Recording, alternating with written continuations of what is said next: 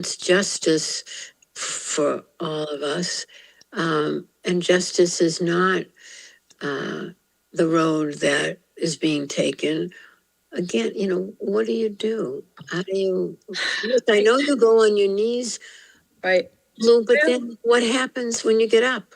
I mean, God sent some really prophetic people, though, to live amongst us in recent years. Who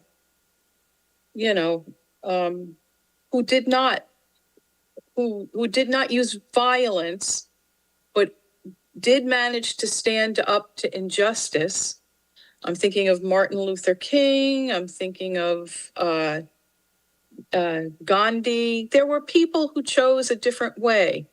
They didn't resort to violence, which I think we're tempted to do as human beings, to fight back with violence. They fought back in a different way, and they were very clever in the ways that they did it. They were able to shame the the powers that be. They were able to make examples of them, and so that people saw that finally, the emperor has no clothes. And they did it in a way that didn't result in, a lot of excess bloodshed. I mean, we could all take up arms ourselves, march down to Washington and pull that guy out of the White House by whatever he calls that stuff on the top of his head. It's kind of as bad as mine.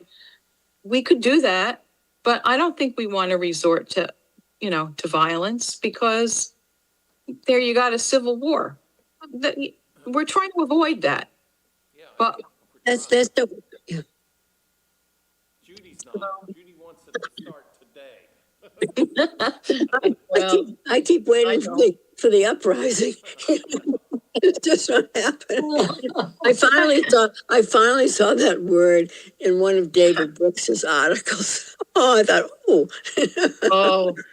When David Brooks comes over to the dark side, we're all in trouble. I know, but I was going to say it was smothered by a lot of sentences. So I don't remember seeing that. It looks like Melinda and Barbara got the memo about what color to wear. The rest of us look kind of drab. Orange. That's a good energy color. Nice choice. Thank you. But seriously, look where we are right now. So we have choice, and we're dealing with power, and how are we going to deal with power? We're flimsy, flopsy, slops and slopsy. We're not. We don't really. Making me depressed, Judy. Yeah, I know. Should I leave again? No. Microsoft take me out. But anyway, but I mean, what do we do really? I mean, and you're right, violence is not the answer. And yet we had a civil war to end slavery. It was violence that actually led to the ending of slavery. Yeah. But has it ended? It was violence. It was violence. The way the Civil War got handled, and my criticism of Abraham Lincoln is that he capitulated too much to the slavers. Yeah. Right. He was so eager to end. Yeah, right. Reeling from the idea that the government paid the slavers for the loss of their slaves. And then they put them all in power. I still feel like we're fighting the Civil War. I agree. I don't think that's what's going on. But the Department of Defense guy saying that he doesn't want African Americans in the military. Doesn't want women either. That's right. Said he doesn't want women. Right. But then you look at World War II. That ended by violence with violence. I mean, I'm just wondering, how do you affect change? It looks like some of the largest upheavals that we've had in our history have been ended. It started with violence and ended with violence. And then, of course, what we decide to do after that is different. But, and now here we are. what are we doing? How are we going to end this? How are we going to bring justice back to democracy, back to America? Good questions. I think the Democrats are trying to wrestle with that. How far do we go? Do we let the whole government collapse, and what do we do? You know, there's no easy answer. That's the problem. Right. Maybe there are half answers. You know, I don't know. Yeah. I mean, I think some of it is the covenant that we have agreed to, which is that if you're in, let's say you're in the Senate and you're in the minority, and that you recognize the majority in their vote has the right to have the hand. And they get to do what they're going to do. You can speak against it, but there's not much you can do. You're in the minority. Right. And when the government is working and all pistons are firing, we all live for a while with what maybe we think is wrong or something that we wish wasn't happening, but we hold on for the day when we will get the majority. And then... Yeah, but this particular group... It's different. They are in the majority, but they're overturning things that the majority of the past administration put into law, and they are ignoring it. So they're not just legislating for now and the future. They're looking back to the past and saying, we don't like those decisions you made when you were in power, and we're just going to ignore the fact that you appropriated money for this, that you have a bill for that. We're not going to honor that. And by the way, we're going to let the executive have all our power. They're ceding their power of legislators to the executive. He is doing whatever he damn well pleases, and it's more and more looking like he's got dementia for sure. Yeah. He went again. I was telling Barbara, he was talking about something called a med bed. Oh my gosh. And he went on and on about it again. I know. And now he's telling us we can get little cards to give us a spot in a med bed hospital. This stuff doesn't even exist. No, it doesn't exist. I think somebody should say, look, time to get rid of this guy. Yeah, I know. I mean, it's time. The man's insane. We're going to just, but that's it. How do you get rid of him without violence? But the eunuchs that surround him, say, yeah, okay, let's all get into the med bed. Nobody anymore, opposes him. I don't understand it. These med beds are supposed to regenerate body parts that you've lost. Good. Really? Wonder why we didn't hear about that. He said the reason we didn't hear about it is because the Democrats have squelched the information.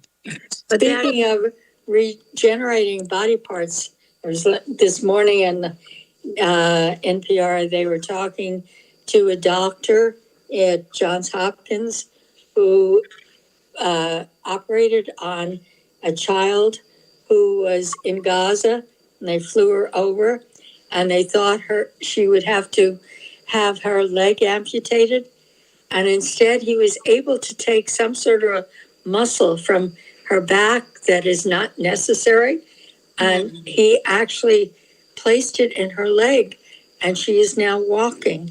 So it's just amazing what can be done. But, of course, this is a child from Gaza whose all her siblings died.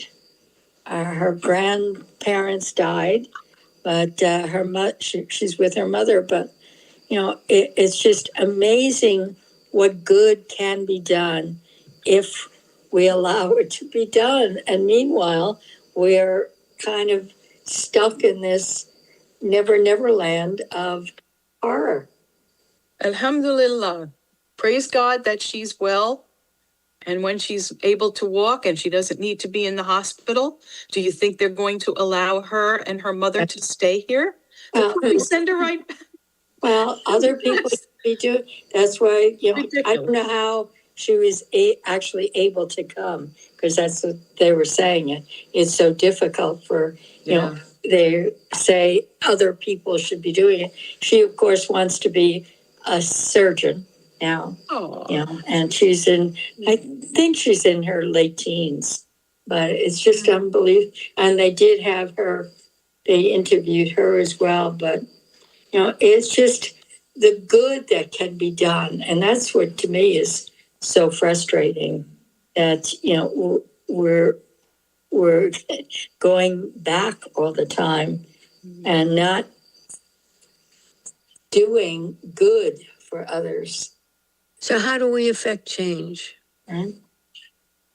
I mean, if we're not going to be violent, and we're not able any longer to depend on laws, because we're not, because he's trampling all over them, what's the third alternative? the rapture. Okay. I'm kidding. Yeah, okay. Now, you have to, I think part of it is that, I mean, in some ways, this was Martin Luther King's thing, is you have to wait for their kingdom to collapse on themselves. I mean, you have to let life take its course in some ways. I mean, honestly, I'm awakened to all new levels of fear, but one of the levels of fear that I have tonight and tomorrow and the next day is that in these cities where these military troops are going, that the people will not remain calm. I know, that's right. And that the that the uprising will begin. And the reason I worry for it is, I'm telling you, the military, the civilians are no match for the military. Right. They're not. But the military could be a possible opportunity. What was it? What was the general, Milley? That we've been seeing a lot of what he said on the internet, you know, that you all talking to his troops, you know, that we took an oath to the Constitution, not to one man. And if the military decides to turn their backs on the orders that they're given, well, then that's a possibility. It is a very big possibility, because they said that a lot of the brass are now thinking, what do we do in this situation? We don't agree with it. It's against the law. Is this the time to, take a stand? Do we walk away from our livelihoods? How do we do this? I think a lot probably will, but they'll be replaced by other sycophants, I guess. I don't know. And where does he want to go? Portland? Yeah. Oh my God. It's a hellhole? No, oh, Come on. Last night on the Daily Show, Jon Stewart said, the governor of Oregon talked to the president and said, Mr. President, I don't know what where you're getting your information, but this is not a hellhole. Oregon's got, Portland is beautiful. It's law abiding. There's no problems here. He says, well, when I see on TV, I see fires and people, causing great harm. She says, well, I don't know what channels you're watching. I know what he has in his mind. You don't have to go back that far to the Black Lives Matter movement. Mm-hmm. And after the period of George Floyd, Oregon, in this area, this was a place where they took over city blocks. Yeah, a couple of blocks. But he is remembering that. Oh, yeah, but it was very big in his idea about how, there are all these domestic terrorists are living in the United States and taking over. It goes back to Black Lives Matter, and but it's not happening now, and it's not happening and it was brief, and it was only a concentrated area. Same thing with Los Angeles. The demonstrators in Los Angeles we're confined to a very small area, but it's conflated in his brain. Yeah, but I think because he's watching Fox News, and I think they make it look like it's a hellscape. The man doesn't get any reliable information. He's But I watching think Fox it's, freaking News. I think it's also a larger strategy, because remember that he's targeting the Democratic states and cities. Yeah. And so Boston and Los Angeles, I mean, all of it, and he keeps going across the country, and he's going to continue to go. So his strategy is really, I mean, it's just an excuse, and he'll make up one, for each city he goes into. Why doesn't he go where the mass shootings have been? But he doesn't. Week? But those are all red states. They're all red states, and the crime rate in the red states is much higher than it is in some of the blue states. But he doesn't, I mean, but his idea, did you see the article today? What was his name? Voight, that mastermind of Project 25? The whole thing, here, it's in the Times. And it's as scary as can be. MAGA's bulldog unfurls his plan to make the presidency all powerful. Mm-hmm. So that's what we're dealing with. We're not dealing, it's just an excuse. So it's a much bigger problem. Trump is a useful fool for these people. He's easily manipulated, and I really do think he gets his information from channels like Fox News. He really doesn't get accurate information. And it's all out of perspective because, they want to project something more like what he wants to see. What he wants to see is what they show him. He doesn't watch anybody else. He lives on TV. Everything is a TV rating to him. How do you rate on TV? Oh, your ratings are bad. That's why you're going off. He lives in a make-believe world, but he's a useful tool for the people who want to, enact the Project 2025. Yeah, right. I don't know, it might be Fox News, but I also am convinced it's Stephen Miller. I mean, if you heard Stephen Miller speak at Charlie Kirk's funeral, you get an idea of the voices that are speaking into Trump's ear. We made this country. We built the cities. This is our country, and it's been taken over. And whether you can see it in street violence or not, it doesn't matter. They believe, the white men believe that they're living in it with an occupied army right in their midst, and they're not going to take it anymore. They're not. It's a dialogue you can't win against. And so I do think, something bigger is going to happen. I just keep thinking it's going to have to be that by God's grace, we make it to the election in November, not just this November, but the following November.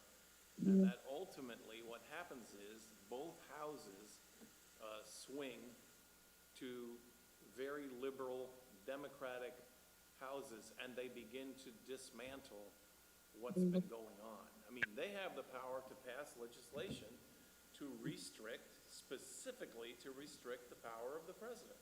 They do. Yeah. Of course. But they recognize the power that they have. That's right.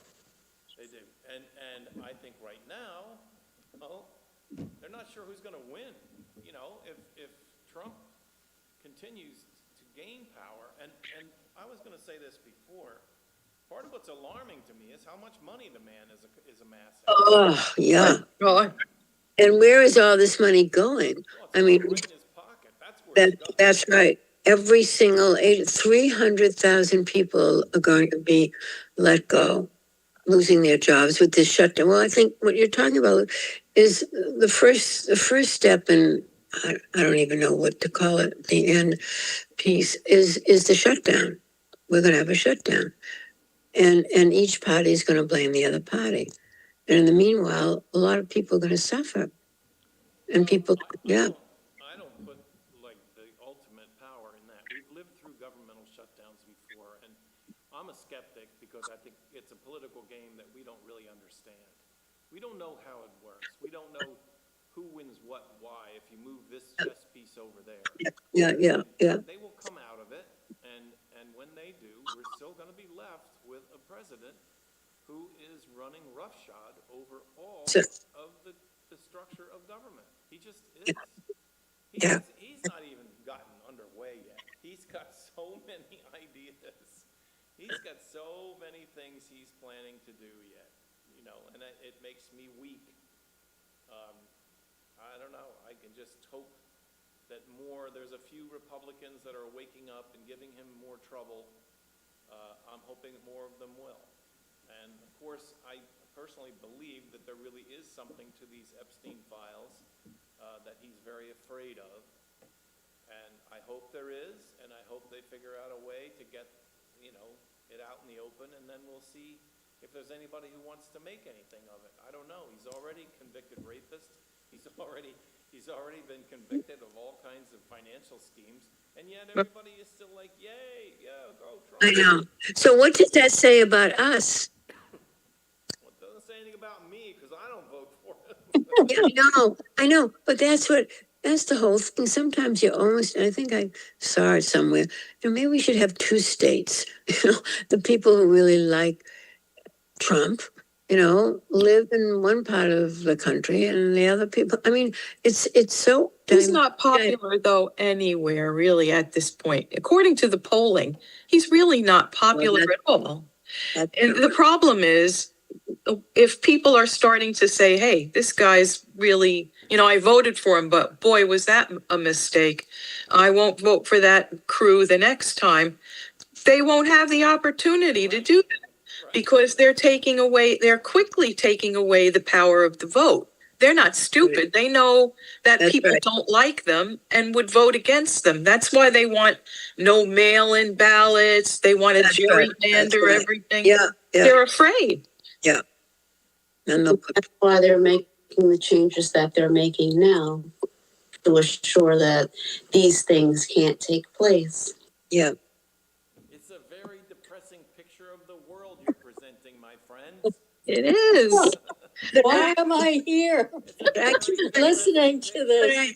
I keep coming up with, so, okay, that's what exists. What are we going to do? How are we going to overcome it?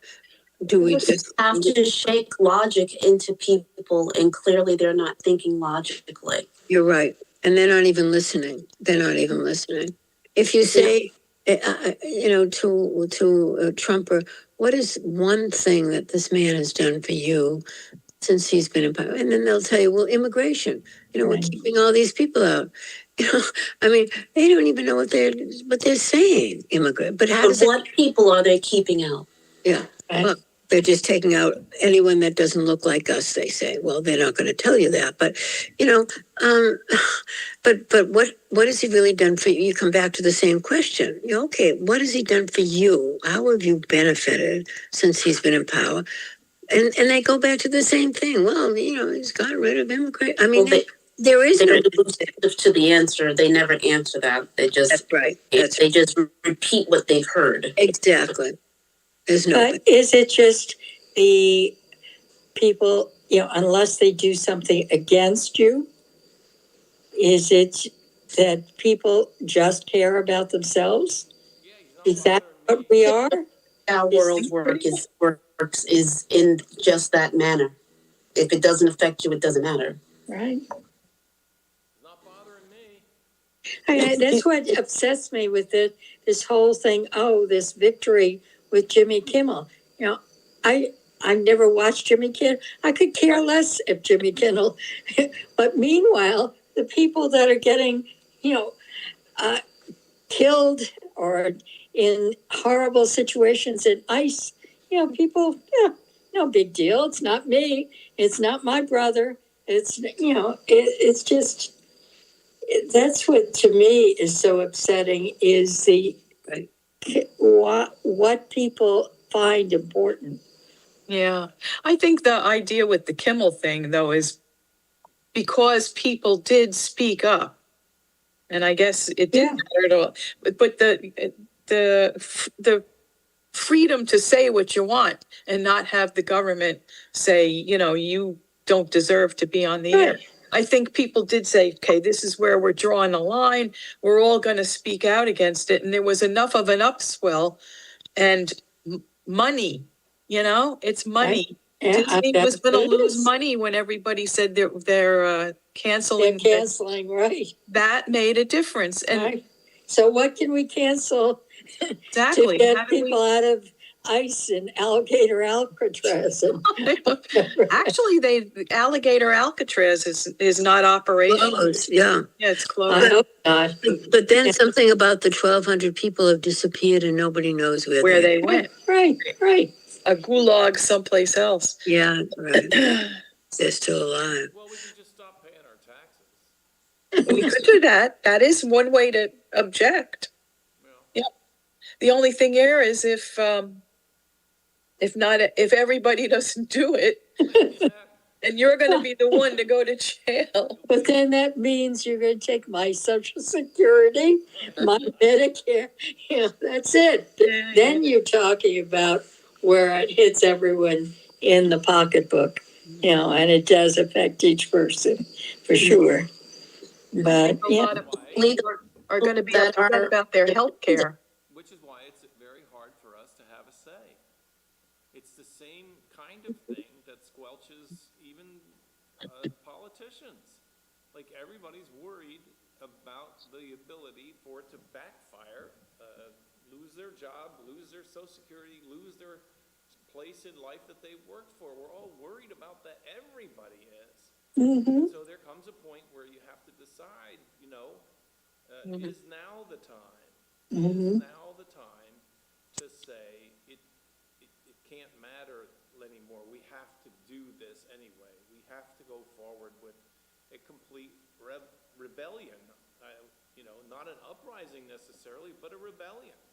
I picture, Martin Luther King was very creative. He designed a work stoppage. Absolutely. He called for a work stoppage.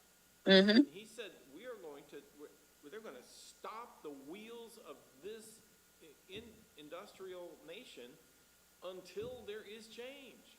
And man, people got on board. There was a massive work stoppage that went on. And, I think if you want to talk about uprisings or rebellions, it has to be in that kind of a way. I think that's kind of what has to be. I don't know where the epicenter would be. What is the most powerful thing that you could stop? What kind of strike could be called that says, until this is changed, we're not doing this anymore? Well, it's interesting you say that because what is it, in October 18th or sometime in October, they're having another big No King's Day. Right. But instead of that, then, it could be no work day or something like that. Yeah. well, they're talking about a second, because they've already had a boycott a few days, and they're talking about doing it again at Thanksgiving time, that people not go. Now, I'm not sure how effective it has been, but, there are lists all over the place about places to boycott, stores to boycott, whatever.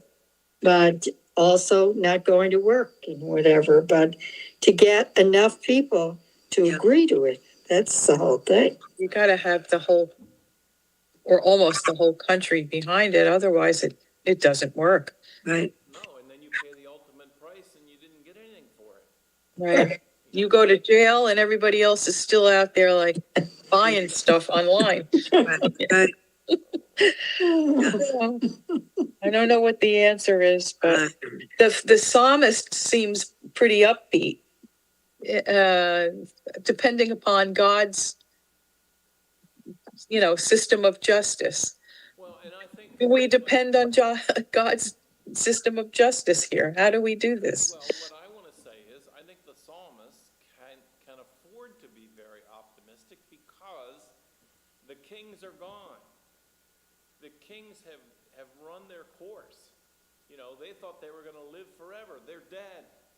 The traditions of those kings are dead. And now he's writing to the people that remain, and he is talking about how now God is rebuilding the world of people in justice.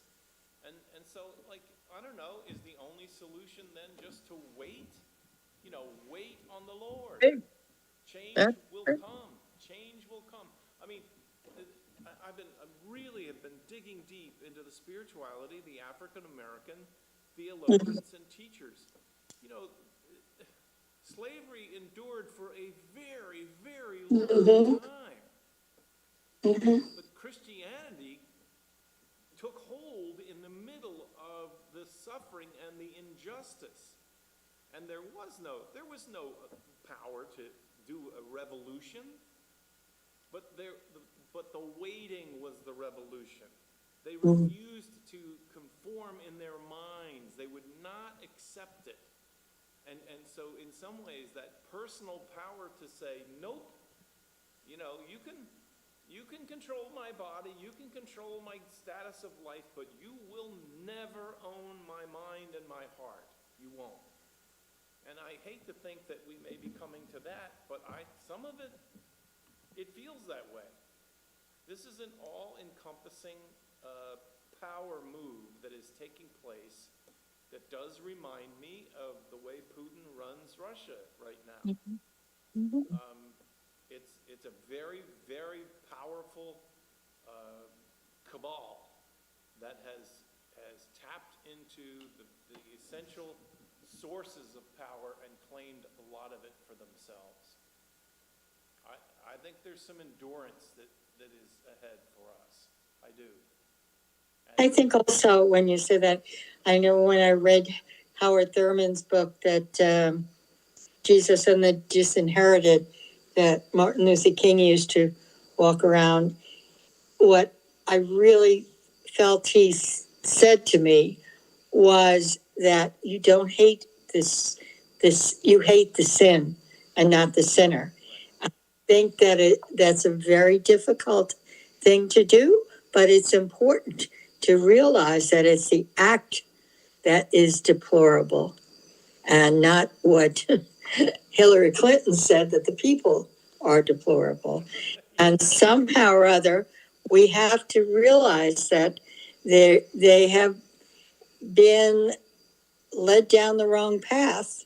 People are not deplorable, but what they believe is deplorable. And it's hard to say, you know, it's not the person, but the action. But then, you know, can you do what Howard Thurman and Gandhi and King and John Lewis did and love that person?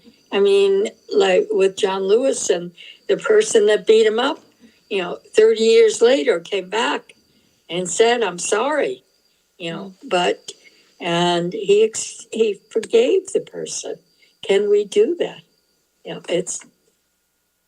I don't know. and I think part of it is that, like, it might be easier to do if, you know, refusing to hate and holding out in love would become more powerful and convince the other.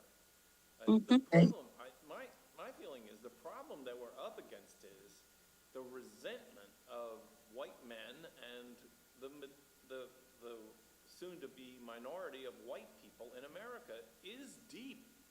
There is a lot of resentment, and I think that the love and forgiveness of them for acting on their resentment doesn't even make a dent. You know, they're like, you don't understand what we're going through. You don't understand how we feel, you know, occupied. You don't understand how we feel like our country's been taken over. You know, all those things are feelings. I don't think that you can prove any of that, but that doesn't matter to them. Right. It doesn't. That's where they're at. But how did we overcome it when it was first the Irish that were hated, or then, you know, each group that came along, they were at the bottom, but somehow or other, after a while, we accepted them. You know, that they became, and we, you know, we got along. But why now? What is it with the color of someone's skin that makes it unacceptable? I think as long as we were sure there were more of us than there were of them. problem, I think that the precipitating problem is the census is telling us that the white Europeans who eventually gave in to the Irish, and then they gave in to the Puerto Ricans, and they're no longer going to be the majority.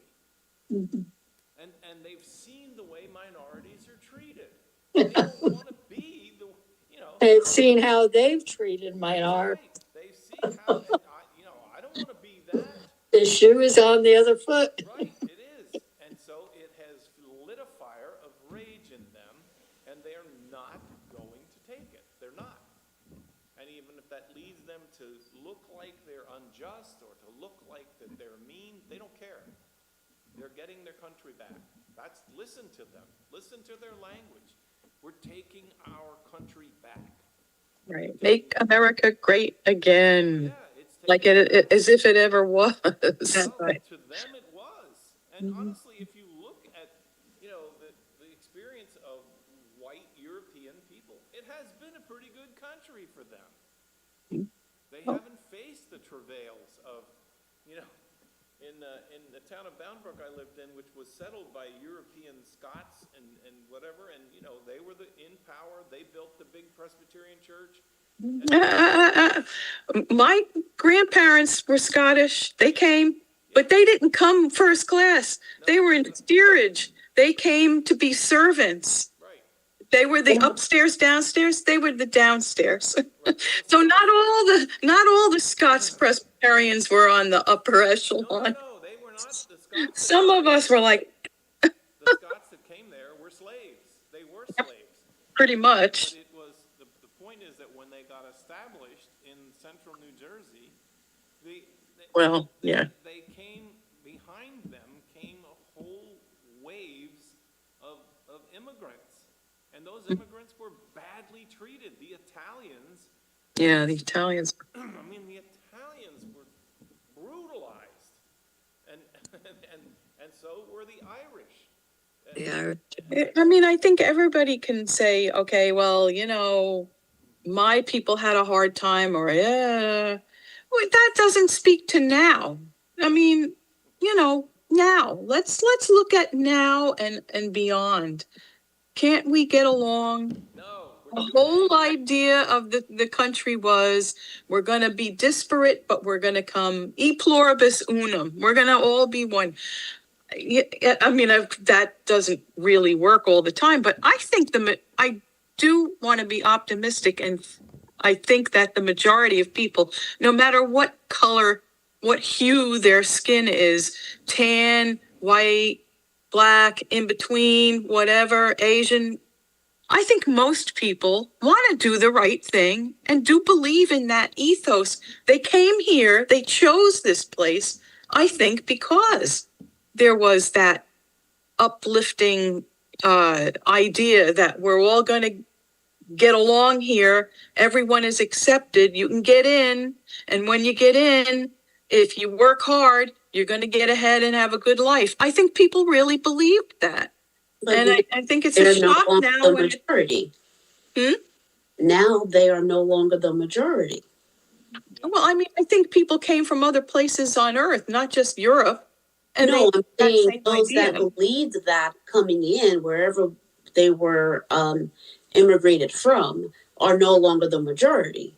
Right. You have people's minds and opinions have changed over the course of these years, and now they're thinking illogically.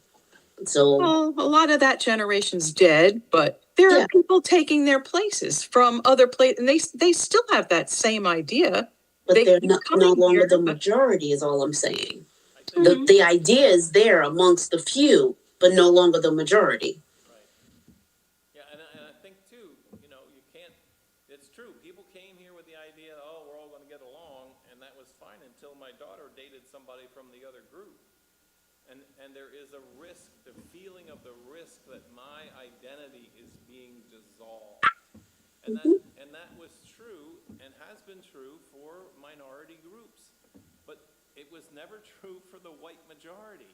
They didn't have to worry about that too much. But it's been growing 20, 25 years, it's been growing that soon we're going to be, well, you can hear them. We're going to be replaced. Yeah, good. I mean, come on, who needs I like mongrels. I like when we're all mixed up. My daughter married a Korean American. Hey, I don't get it. I don't get this animosity because somebody looks different. I'd rather kind of like maybe not care for you if you think a lot differently. Maybe that's my prejudice. Right. Look different? I mean, come on, aren't we over that? There's also worship differently. Don't forget. Yeah, well, A lot of what's behind this is the purity of religion. Yeah. It's not just how you look, it's how you worship. And am I going to lose that? If my kids do not continue as Catholics, where's our identity as a family? It just disappears. Oh my God. I know.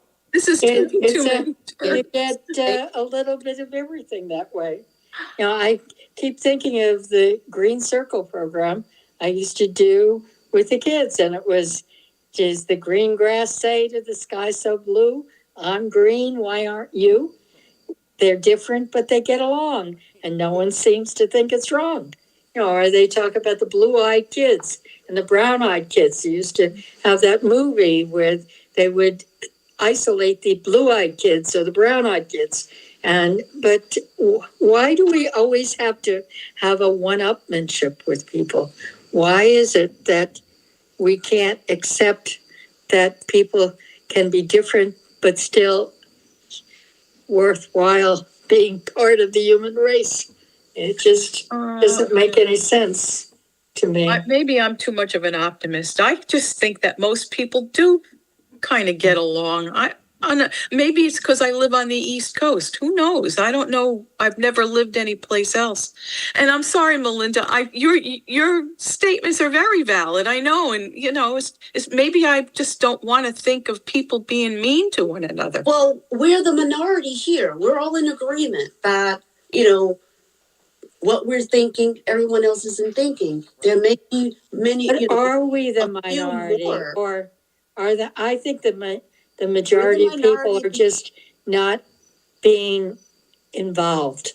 They're kind of sticking there. I still believe that the majority of people are not bigoted, hateful. So you're saying is the majority of the people it's not affecting me, so it doesn't matter. Right. That's what I believe. Okay, so they're neutral, and then there's the illogical, and then the logical. Right. Okay. It's but because we have a lot of neutral people, it's making it off balance. How many people didn't vote in the presidential election? What the percentage was? Was it? Could have been with the 40%. That non-vote is a vote. Right. Well, and I think there's a lot of people still that don't care about politics. They don't care what the president does. They don't even understand what you and I get all worried about. They're like, don't worry about it. It'll work itself out. Right. I don't know. We can't change it anyway? Yeah, right. We can't change it anyway. Exactly. Government is the enemy. Right. The enemy of the people. Right. So maybe we should wait it out. Oh no.